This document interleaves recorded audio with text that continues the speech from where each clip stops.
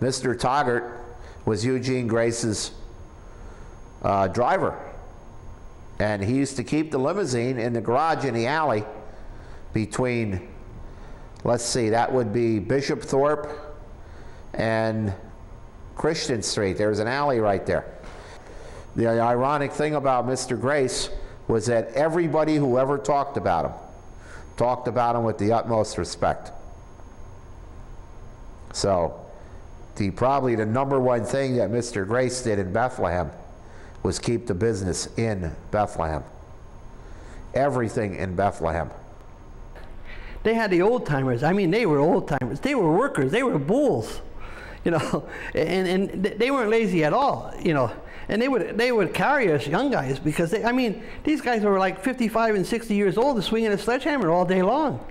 And one of the first jobs I was over is in the blast furnace, and they're taking out the carbon blocks, and they weighed 3 or 4 tons. Well, I was standing there holding the chisel while this here guy was hammering with a sledgehammer, right? And man, just the sound of him hitting that chisel scared me.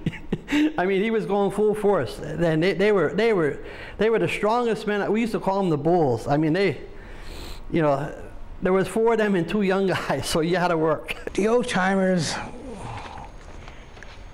were like giants to me. It was, they take you under their wing and looked after you. Of course, they played the jokes on you too. But I looked up to those old timers. You heard of like the lumberjacks and everything being legends. Steelworkers were legends. You know, in your department, you don't think about it, the washroom. To think of all the people that went through that washroom while you were in that washroom from all different departments. And it's like it almost blows your mind. All the old guys that were when I was young, you know, and you see them leave, and then now you get new guys in there.